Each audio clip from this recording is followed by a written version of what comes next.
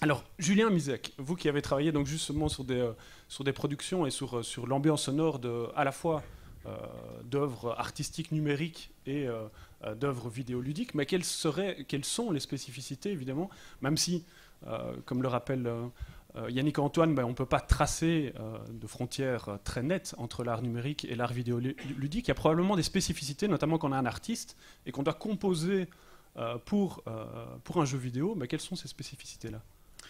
Oui, effectivement, il y a des choses qui sont en commun entre un film d'animation, une fiction ou un jeu vidéo. Il y a des outils et une démarche. Mais je vais vous expliciter un peu plus pour les jeux vidéo. À la base, pour moi, on part du récit et du gameplay. C'est les deux choses, à mon avis, centrales. C'est la compréhension de l'histoire et les mécaniques qu'on va mettre en place pour immerger le joueur. Donc, pour atteindre ça, un des aspects qu'on mobilise, c'est l'audio. Donc autant les effets que les ambiances ou les musiques. Ça, toujours dans l'envie et le besoin de susciter quelque chose, du sens, de la sensation, de l'information, de l'émotion. Parce qu'on va avoir des sons qui vont avoir des utilités différentes.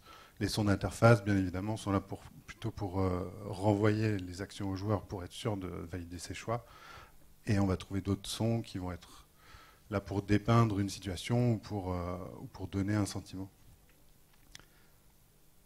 Dans le jeu vidéo, on travaille en équipe. Donc déjà, à la base, il va y avoir une équipe de game design qui va spécifier la charte artistique du jeu, euh, tant par rapport à son client, si c'est un éditeur, le public, les moyens techniques qui vont être mis en œuvre. Il va y avoir une charte audio, charte sonore qui va être aussi essayer d'être créée, écrite, en collaboration avec le sound designer, qui lui va essayer qui va tenter de traduire ça de manière précise en temps, en argent, en moyens techniques.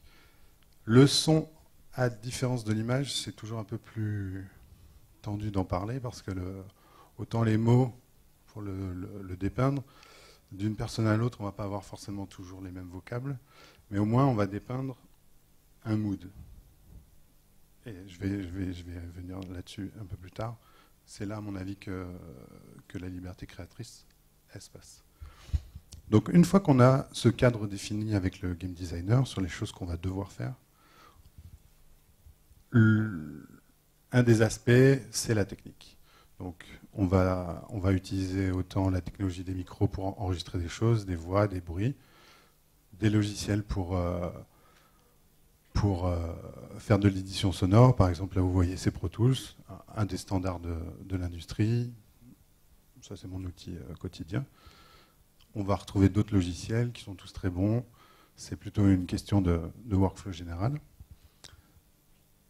Et une des spécificités du jeu, c'est d'intégrer un moteur audio. Donc un moteur audio, par exemple Fmod, c'est l'interface technique logicielle qui va permettre, une fois que les sons sont créés, de les intégrer dans le jeu et de pouvoir développer les mécaniques du jeu. Donc que ce soit les appels pour les sons de menu, les appels des ambiances, le mixage en temps réel du jeu. Il existe aussi d'autres logiciels, il y a WeWise notamment, l'autre gros concurrent. Bon, voilà. Je ne vais pas rentrer dans le détail de comment marchent les logiciels, mais voilà, c'est au moins pour que vous figuriez un peu sommairement comment ça peut être ordonnancé. Ça, c'est une bibliothèque de sons, c'est tous les sons d'un jeu qui vont être après câblés dans le vrai jeu grâce à des variables. Le sound designer et le programmeur audio vont devoir échanger pour justement corréler les deux choses pour que ça se passe bien. Donc une fois qu'on a et un cadre, donc une charte artistique, un game design, la technique qui est maîtrisée, alors on va pouvoir faire. Alors là, je vais vous montrer quelques petits exemples. Alors, Dans la présentation de l'événement, on parle du jeu Limbo dans le petit flyers. Je vais vous montrer, on va pouvoir parler un peu du son de ce jeu-là. Donc c'est plutôt un jeu d'un studio indépendant. C'est pas à la base une grosse franchise. Vous avez déjà joué au jeu? Ouais. Donc Très fleur bleue hein, comme jeu. complètement fleur bleue, voilà. Très, très coloré, très shiny.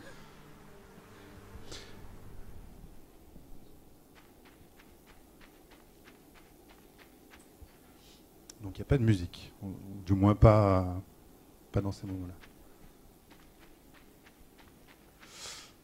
Donc ça c'est le tout début du jeu.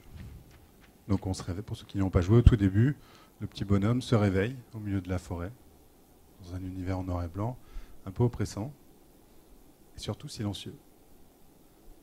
Sauf ces bruits de pas. Alors, ce qu'on peut en dire simplement, c'est que on a, à mon sens, une bonne utilisation du cadre du game design au départ dans le son et dans l'image. On a quelque chose de très contrasté, vu qu'on a du blanc, du noir et des variations de gris.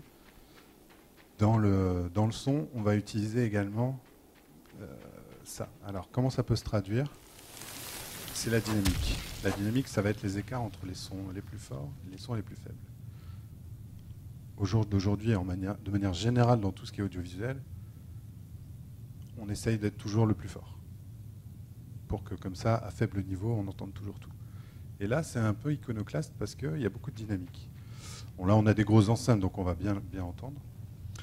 Mais on a une ambiance très, très ténue, très silencieuse. Mais par contre, dès qu'il s'agit d'avoir des pièges ou des moments où le genre est sollicité, voilà, le couperet tombe, il y a vraiment du volume. Alors, le plus manifeste, mais là, je ne sais pas si j'aurai le temps, parce que c'est de me faire croquer par un piège. Parce que tout à l'heure, quand on faisait la balance, on s'est fait avoir, c'est très fort. C'est très fort comme son. Ceci étant, en tout cas, donc ça, l'utilisation, la dynamique, à mon avis, est très bien en corrélation avec le mood général du jeu. Et aussi le fait que le son principal ou les sons principaux sont auto-centrés sur le personnage. On a cette forêt qui évolue selon qu'on est en hauteur dans les arbres ou au sol ou près des mares. Il y a beaucoup de dynamique. Mais ce qui prédomine, c'est les footsteps. C'est les bruitages de bruit de pas. Et donc, du coup, ça crée aussi un sentiment, une immersion. On est avec ce petit gars. Et c'est ça qui prime. Et donc, plus on est concentré sur ces petits bruits de pas, plus les informations qui vont être parsemées dans le jeu vont avoir de l'importance. Voilà. Clic, clic, clic. Voilà Limbo. Il y a... Alors... Bon, normalement, tout marche bien. Oui, c'est ça. Tout marche bien avant, mais pendant les présentations, on n'est pas sûr. Ah oui, c'est pas la bonne session. Donc il y a de ça quelques mois, j'ai collaboré pour le jeu Fighter Within, qui est un jeu pour la Xbox One, un jeu de combat. Alors je vais vous montrer un petit peu ce que, dans le même ordre d'idée que Limbo, ce qu'on peut en dire. Alors, attendez, je remets la vidéo. Voilà. Alors, je vais muter le son pour l'instant. Donc ça, c'est une petite vidéo. Donc le jeu Fighter Within, c'est un jeu de combat qui se base uniquement à la Kinect, pas de pad. Un jeu de combat multijoueur dans des arènes. Ça reprend la sauce des combats en versus classique, mais en Kinect. Là, j'ai une vidéo qui m'avait été faite pendant le développement du jeu, donc avec des graphismes qui ne sont pas les tout derniers, mais voilà, un 360, en me disant, voilà, ça c'est une des arènes du jeu, c'est un dojo, on aimerait bien un truc un petit peu calme, un petit peu apaisé et un petit peu mystérieux. Bon. Donc j'ai ça. Donc j'aurai un petit peu les éléments du décor commencé.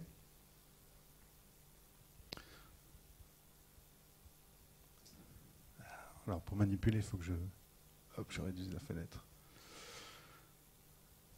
Donc je vais vous montrer petit à petit vers ce à quoi je vais arriver en finalité dans le son. Hop, je me mets en boucle.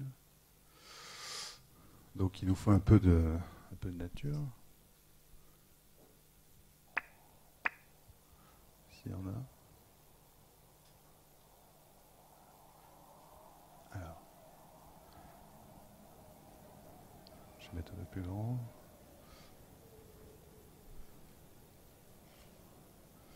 Donc, voilà, attendez, je vous fais ça, parce que je m'adapte par rapport à la diffusion. Okay. Donc, donc ça, c'est plutôt proche du cinéma, ce que je fais aussi également. Donc, c'est créer des ambiances. Là, c'est des diverses sons de vent, issus d'enregistrements divers et variés. Je ne pourrais pas vous citer comme ça, je ne sais plus. Qui nous donne une première base. Après, voilà, on voulait un petit truc un petit peu plus bucolique. On va pouvoir se rajouter des petits oiseaux. Un truc un peu plus zen, un peu plus nature et découverte. Là, alors ça correspond aux pistes que vous voyez peut-être pas bien parce qu'il y a nos têtes, mais ça c'est pas très grave. Les pistes marron. Ça c'est des flûtes un peu synthétiques. C'était un peu trop long à vous montrer la genèse de ces sons-là, mais en tout cas le résultat on peut l'entendre là. Et ça n'a pas fait une boucle, donc je repars là. Hop. Plus quelques petits instruments, des chimes aussi enregistrés. Donc voilà, donc on part d'un mood au départ défini par l'équipe de game design. Voilà ce que je leur ai proposé. Voilà, on va arrêter nature et découverte. Après ça, ce sont les sons à peu près définitifs, mais qui sont encore, une fois réintégrés dans F-Mode, adaptés. Ils sont créés en 5 points pour aussi donner... voilà, il y a tout un travail après de spécialisation et de définition dans l'espace. Donc voilà, ce mood, c'est au créateur sonore, en tout cas là, dans ma spécialité, c'est ça, de m'intégrer dans un process un peu plus général. Je vais vous montrer maintenant la démarche de manière un peu plus précise. Là, c'était voilà, respecter un cahier des charges et se mettre d'accord. Après, ce cahier des charges, c'est une espèce de terrain de jeu, en fait. Que ça soit du film ou du jeu vidéo, comme je disais en préambule, c'est dans ce cadre que la liberté réside, en fait. C'est un peu comme les limites en maths. À un moment donné, effectivement, il y a un champ, mais en fait, on sait bien que la limite en maths, elle est infinie. Donc, on peut toujours creuser. Alors voilà, ça c'est Fighter Within, c'est aussi des vidéos temporaires, donc c'est voilà, jeu de combat. Alors je vais aussi muter le son. Donc ça, c'est pareil, c'est la sonorisation du décor. Donc on a un décor qui est assez numérique, qui est justement pas... C'est pas des graphismes.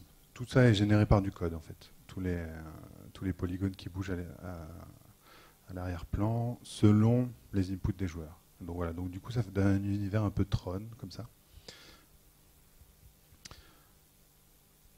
Alors je vais vous montrer un peu par quoi je suis passé pour arriver à mes fins.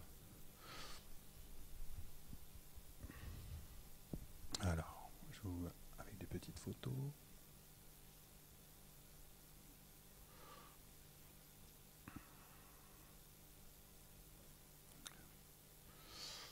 Non, c'est avec Contact. Alors un des logiciels que j'utilise pas mal, c'est Contact. Donc c'est C'est un ensemble de synthétiseurs.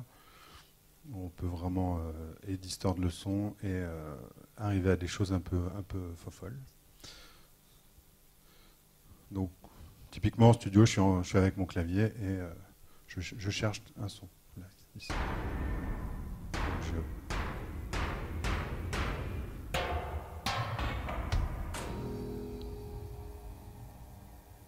j'ai le dernier son, il me plaît bien en fait. Alors, voilà. Je l'ai un peu raffiné dans mon logiciel. Je me dis, ça c'est intéressant. Je vais le mettre à l'envers une première fois.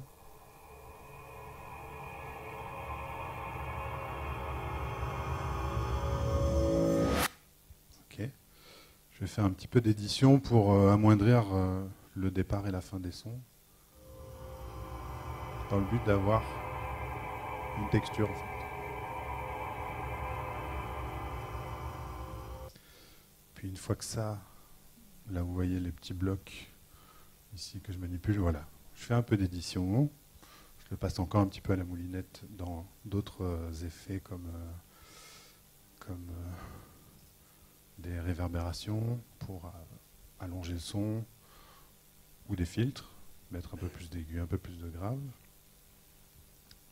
Des outils comme des filtres résonants, ça c'est les GRM Tools, c'est développé par l'INA, c'est des outils très novateurs.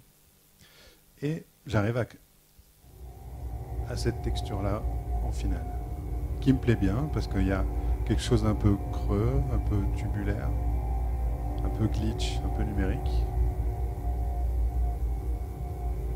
Et suffisamment, il y a toujours de la modulation, mais pas en avant-plan. Donc voilà. Après, pour continuer le travail sur cette ambiance, je vais partir d'un tout autre objet. Bonsoir. Bonsoir. Il vous reste une chambre? Bien sûr. Simple ou double? Une double. Ça s'appelle Chambre double. C'est un court-métrage fait par Mathieu Mortelmans avec Jean-Jacques Rosin et Rigaudon. C'est une séquence du film. Je prends ça comme matériau de départ. Une double. Ici, le journaliste est maintenant je gauche. Je mets ça à l'envers.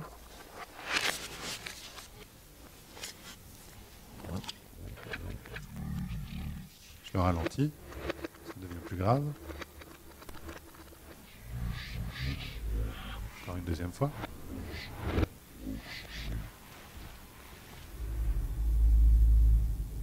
Là, je mets de la réverbération pour allonger, toujours dans cette recherche d'avoir un matériau.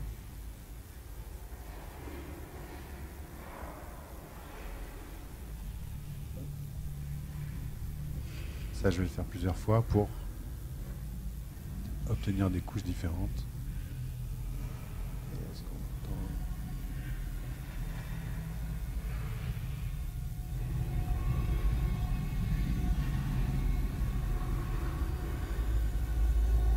Et là, j'ai mes deux ambiances, celle du départ, avec mon synthé, puis celle-là avec...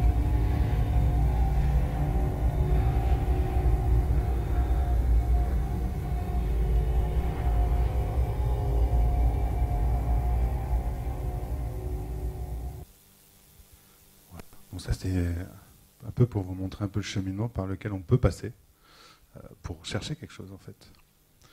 Je connais bien mes outils, mais je me laisse la possibilité d'être à l'écoute, à la recherche de quelque chose. Pareil, donc dans le jeu, il faut, ici, dans ce passage-là, quand un joueur est projeté à terre, il y a un effet visuel, toujours un peu à la Tron, où une espèce de briquette numérique bouge avec un effet lumineux. Donc voilà, je me dis, ok, bon, il faut déjà une basse. Ça, je vais utiliser un logiciel de synthèse aussi qui est assez connu, ça c'est Reason. Donc pour ceux-ci, il y en a qui font de la musique électronique. Donc c'est un agrégat d'oscillateurs. On fait de la synthèse additive ou soustractive. et plein de petits effets sur lesquels on peut jouer. Voilà. Donc je cherche un son. Je me base dans la dubstep, qui utilise pas mal ces sons-là, c'est les basses, les wobble bass, une espèce de basse vibrante. Donc je cherche un son là-dedans.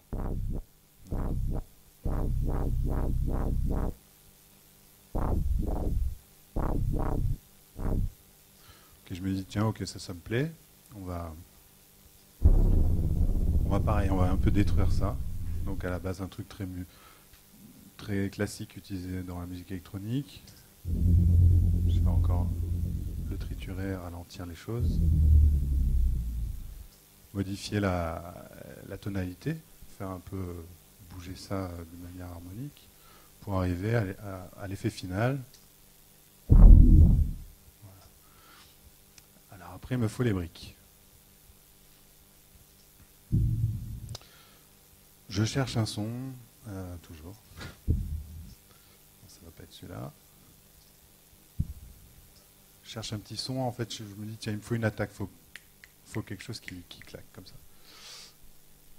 Je le trouve, c'est ça. Je me dis, tiens, je vais faire plein d'itérations du même son et essayer de faire ces petites briquettes.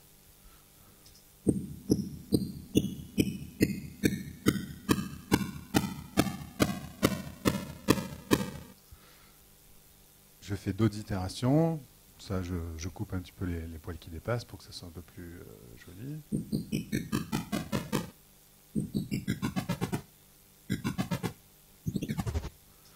Voilà. On arrive à un effet qui est... Voilà, donc, juste avant. Puis après, avec ces petites briquettes, je vais encore chercher un petit peu d'autres sons. Voilà, en trifouillant la matière toujours.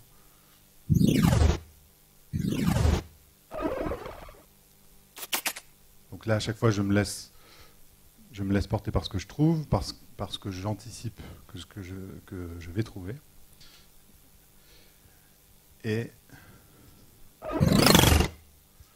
j'assemble la base de début et l'effet de brique. Et on obtient ça. Alors, je vais enlever le petit fader qui bloque la vue. Voilà. Ok, donc sur le moment, je me dis, c'est cool, c'est sympa. On intègre ça dans le jeu, dans Fmod, et puis on discute avec tout le monde, et puis finalement, ça ne plaît pas. Moi, le premier, finalement, je ne suis pas très à l'aise avec ça, et l'équipe non plus. Donc, on va reprendre les travaux, on va chercher autre chose. Ce qui était de la base initiale, ça allait, c'était bon. On va trouver un autre consensus que préfère l'équipe de design. Je vais mettre un peu plus fort. Ce son-là. Donc, au lieu d'avoir des briquettes qui passent pas très bien dans une télé, en fait, c'est aussi beaucoup pour ça. Parce qu'on va avoir un rendu justement très comme une règle qu'on ferait osciller sur le coin de la table. Donc finalement, le consensus, c'est de mettre un son un peu plus comme celui-ci. Celui-là, je ne vous détaille pas. Et donc, en finale, voilà. On n'a plus l'aspect des briquettes, mais on a une onde un peu plus smooth. Voilà. Pour l'avant-plan, je fais plusieurs variantes pour qu'il y ait un côté non linéaire dans chaque itération sonore. Donc tout ça pour vous montrer que, effectivement, on avait notre catch de départ, mais on doit chercher. Alors on cherche l'originalité, on cherche en soi, quand même une validation artistique, esthétique. Donc même pour des sons triviaux, je vais toujours me remettre en question dans ce que je fais. Sans me prendre au sérieux non plus, mais voilà, on va chercher quand même en soi, en jetant et en confrontant aussi avec les autres, avec son équipe de game design, la chose la meilleure. Voilà. Alors pour finir, je dis en conclusion, je pourrais vous dire que voilà, je vous ai montré un peu les processus créatifs, comment c'est mis en œuvre.